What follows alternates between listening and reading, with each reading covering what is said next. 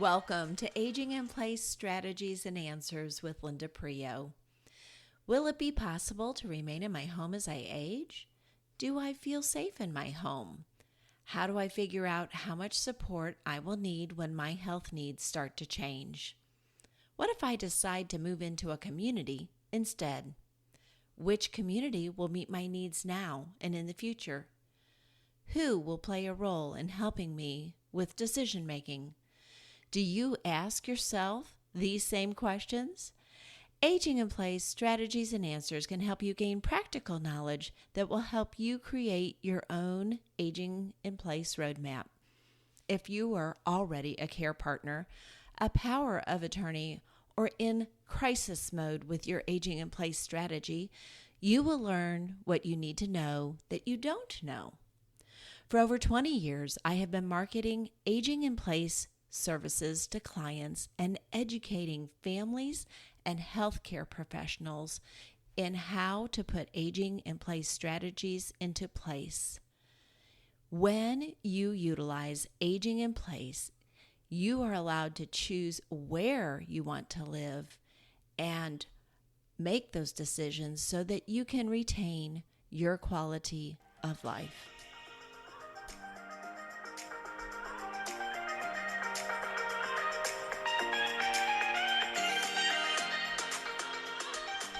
Welcome back to Aging in Place Strategies and Answers with Linda Prio. While planning is an important aspect of aging in place, it is also the most difficult because in the planning stages, you don't know what the final outcome will be. If you have had your own company or wanted to create your own company, you would establish a business plan. And while your mission statement and your core values might not change, your budget, your sales goals, the number of employees you need, and the success of your business will be on how well you made the pivot or evolved to adjust to the market or to changes in demands or products. The same is true with aging in place planning. Many of the phone calls I have fielded in my career were from families who wanted to know how they would get from point A to point B while caring for their family member. The caller learned that point A would be an initial meeting to gather and assess the current care needs. The next step would be to put in additional care support to help stabilize the care situation and then watch for the results. After giving this explanation, people would inevitably ask, well, what's next? What is it going to look like? Because people are unique and different, and every care situation is different, this is what makes it so difficult. Here is your professional tip for today. The key to successful planning is to know whom to call and when to call, and then to listen to professional advice. Agencies field many calls from desperate families, but those same families rarely pull the trigger and opt for professional care. From experience, we can see the disasters and the pitfalls ahead, and sometimes families do call back and say, I should have listened. But by then, when we meet them again, there have been rehospitalizations and the situation is more serious than when they first called. Last week, someone told me a story about a colleague who had been told by her physician that she was experiencing some serious heart issues and that she needed to come in for testing so that the doctor could further diagnose and begin to treat. Well, she decided to self-treat and do some Google research. And I am very sad to report that because she did not listen to professional advice, she had a massive heart attack. Now, I don't want to get into the weeds of this illustration and run down a rabbit hole. I'm only using this illustration because not following professional advice could be problematic. Now, just in case this question is beginning to surface in your mind, professional caregivers and professional care managers achieve amazing results because we are in the home. Our outcomes are amazing, and when our services are combined with Medicare-covered services, we save people from going back to the hospital. If you become a subscriber, you will be able to hear the story of my personal experience using professional caregivers and Medicare-covered services. As a professional and as a caregiver, I like to make plans to achieve goals, and I'm pretty good at problem solving. However, when it comes to healthcare, I would say that aging in place is more like a journey. Let's take a moment and revisit the big picture of aging in place. Plan A would be to make sure you have the appropriate legal documents in place for healthcare decision making and trust documents to distribute wealth. Take time to have your financial planner review your assets, discuss distributions, and where to pull money from if you need to have access to cash. If you have insurance products like long-term care insurance, review that policy and attach all the information you learned to that policy. You might even complete a document for your long-term care insurance company stating who can talk to them on your behalf when you need to make a claim and you're unable to do that for yourself. If you don't have a policy that will help you pay for future care, maybe it's time to go shopping. Decisions on home modifications are definitely a Part A discussion. Should you modify your home or find a right-sized home? When you retire, you begin a new life journey, and it just takes time to decide what you want your retirement to look like. As you begin to age, your health needs could begin to change, and knowing strategies to help you go through this next journey is what this podcast is all about. Here is an example from someone I met last week. After this smart lady told me her story, I told her, "You are my new idol." Her story began like this. She said, "My husband and I were doing our daily Bible devotional, and they were reading about Peter and the prophecy of his youth and his old age, and it got them thinking. They said, 'How do we want our older years to look?' And so they decided that they would spend 2 years researching and looking at communities and trying to figure out financially what they could afford and what community they thought they would like to move in if they had to move." She was 81 at that time, and they did take 2 years to tour. And then at 83, she said she moved into the community. She asked me, "Would you like to know why we ended up at the community we did?" Well, you know what I answered. Of course I wanted to know. And she said, "Linda, there were 5 reasons." She just said, "When we wanted to move into a community, we wanted it to be a faith-based community. We wanted it to be something that we could afford, and there was no buy-in.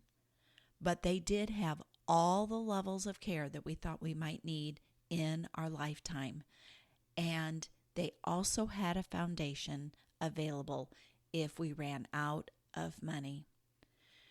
She told me that she had lived there 10 years, and she said the beauty of making that decision and moving when they did was that they were still healthy and they could really enjoy the community amenities and then continue to travel.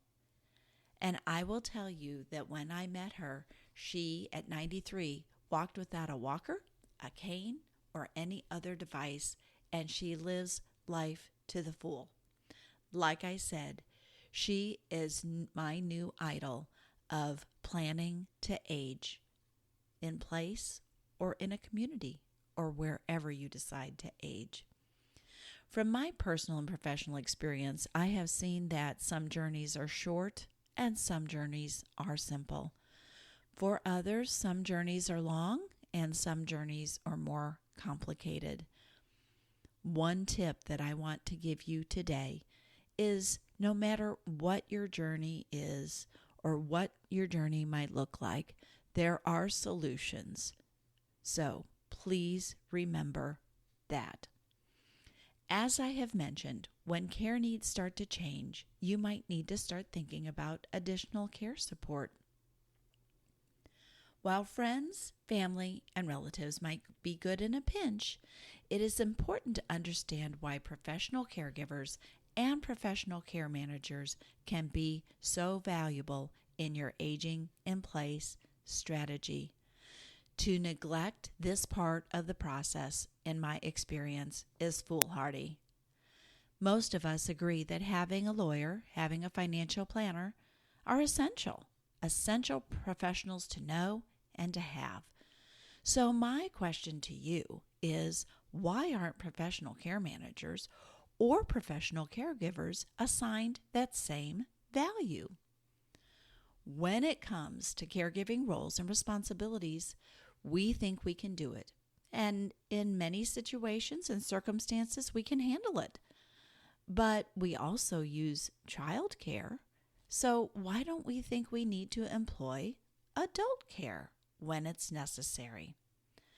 Here are some reasons why professional caregivers are so valuable. One day when my mother had fallen and she was having some difficulty getting out of her chair, I tried to help her up and I didn't do it right. And quite frankly, my shoulder has never been the same. Getting hurt is a common complaint from many family members who've tried to provide care for their family members that is beyond their training or knowledge. That is not to say that you cannot be trained, but you're going to have to ask for that training. No one usually comes up to you and asks you, what training do you need to be able to transfer your husband, your wife, or your parent? Or do you need to know how to get them in or out of the shower safely? If you have ever had a wet child in a bathtub or a wet adult in the shower, you know how frightening that experience is. And believe me, you don't want to do it incorrectly. Friends, neighbors, and housekeepers are not caregivers. You will lose every neighbor and friend if you continually ask them to do things that they are not comfortable doing, or you become too dependent on them. I have seen this happen over and over again. Many, many times, families tell me that their parent has a housekeeper. Well, they tell me that housekeeper is also now doing the laundry. And in fact, they also now have that housekeeper doing the grocery shopping. In one conversation I had with a housekeeper who made a call to see if we could help her with her client, she explained that she had started off doing housekeeping, then added laundry, then light housekeeping, then transportation, and now the client was also putting her in charge of setting up her medications. She said, I do not feel that that is within my scope and it is over my ability, and I am starting to feel afraid. She asked, can you help with the items that I don't feel comfortable doing for my client? I told her, absolutely. And if we want to play this out just a little bit more, how many clients do you think this person can take on if she's spending all of her time with one client? And this is where you start going down a rabbit hole. And everything seems to be okay until you start getting worried that you might get sued for doing things that you're really not actually insured to do. In my experience, I have had conversations with lawyers whose clients were being sued by their private pay caregiver for loss of wages when they saw that their client was now going to move to a higher level of care. Yes, you heard me correctly. The private pay caregiver, not working for an agency, was then suing a client because they weren't needed anymore. Agencies of professional caregivers carry workmen's compensation on their employees, plus personal and professional liability insurance, and they make sure that safety checks and supervisory checks are done on their staff. In addition, they can problem solve when you're not getting the care that you paid for or you're not connecting with your professional caregiver. AARP reported that you have more to fear from a friend, a neighbor, or a relative than a caregiver from an agency. Here is a quick illustration of why a professional caregiver can be so valuable and really needed in a situation like I'm going to describe. A family had called our agency and shared some of the details about what their loved one was needing in their care picture. And so I shared the kind of information that I would normally share with a family. And after I told them the pricing and what we could do, the family member said, well, I think we're probably going to use my grandson to help with Grandma this summer since he is off. Now, keep in mind, she'd already told me what Grandma was going to need in order to be successful at home. And I asked her if she thought that her 12-year-old grandson should have the responsibility of taking his grandmother to the bathroom, if he should be helping her with bathing, dressing, and grooming. The silence on the other end of the phone assured me that I had gotten my message across. If you asked your 12-year-old grandson if he was comfortable with those caregiver responsibilities, what do you think he would say? Exactly. Enough said. Professional caregivers are worth their weight in gold. I have had adult sons or daughters tell me that they are willing to be helpful and they are willing to do many tasks, but when it comes to personal care, they are not comfortable doing that for their loved one, nor is the loved one comfortable with that kind of relationship. That is a perfect time to hire an agency that is trained, insured, and able to perform all the tasks required. Now, I can hear your brains asking me the question, how much does a professional caregiver cost per hour? And that really depends upon where you live. So I'm just going to tell you, I would say about $35 an hour and higher or lower wherever you live. While a professional caregiver can prove valuable in many care situations, a care manager can be indispensable and so worth the money spent. Remember, I mentioned that some situations are simple and can be solved easily, and some situations cannot. And so care management can be a wise, cost, and time-saving solution. A colleague told me a story recently, and I want to use it here as an example. They were experiencing a pretty significant plumbing issue in their home. So when they called a plumbing company and told them what they were experiencing, they said, "We are going to save you a lot of time and effort here and not send a regular plumber to your home. What you need is a technician who can troubleshoot and solve your plumbing issue." So they explained what the cost would be and when that technician would be available. And because this was a wise person, they agreed to the solution. But that's not always the case.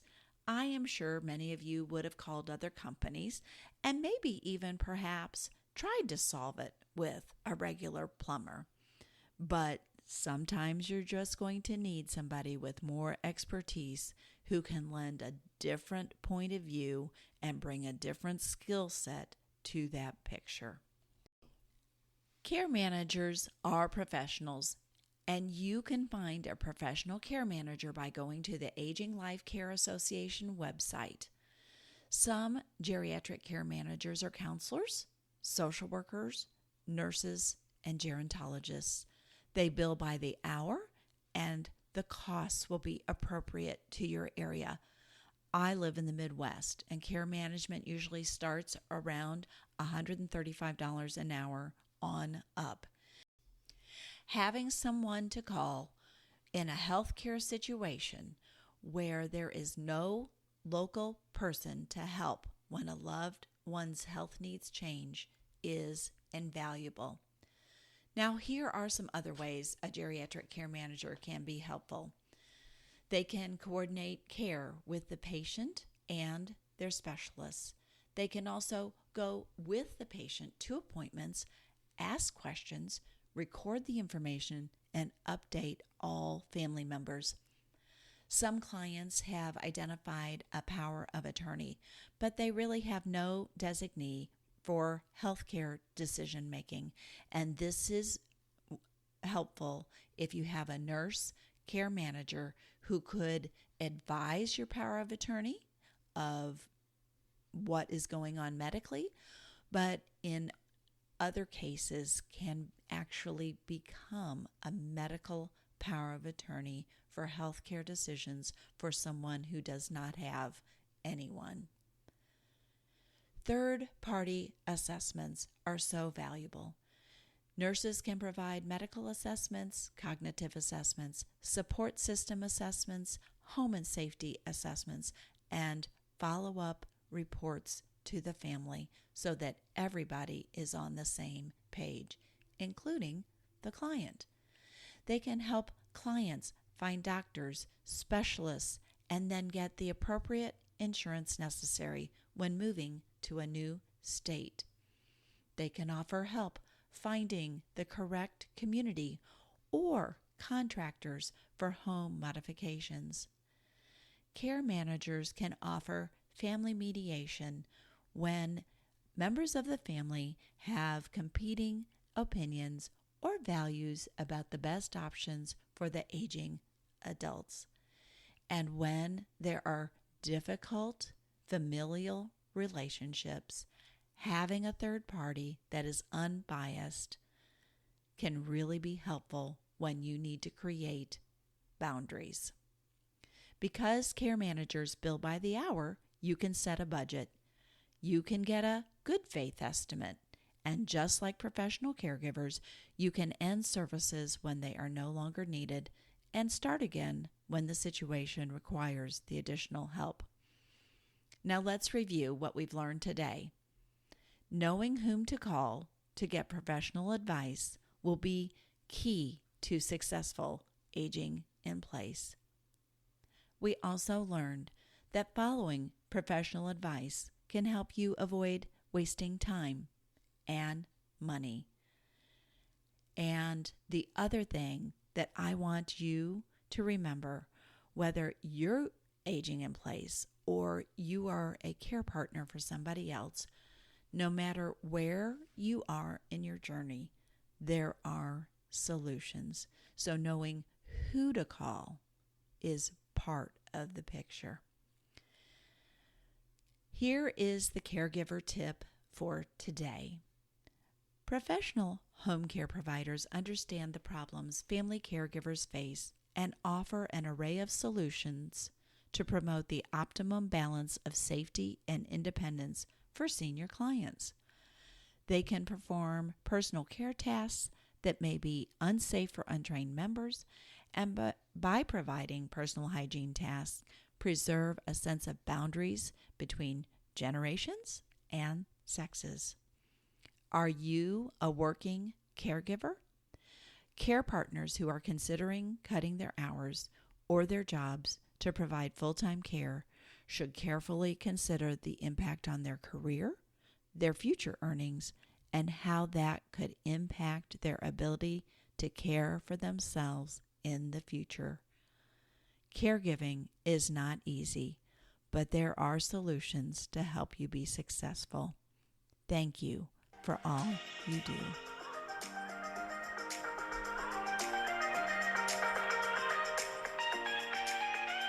Thank you for joining me today. Please remember that this podcast is intended as guidance and not advice. Share this podcast with friends and family who are currently in crisis mode or with people who would like to start developing their own roadmap for aging in place. Listeners, if you would like a deeper dive into a topic discussed during a podcast, please subscribe to Aging in Place Strategies and Answers, where you will be able to access premium content. Or if you would like to suggest a topic for this podcast, please contact me at linda.agingstrategies@gmail.com. As always, I value the time you spend with me.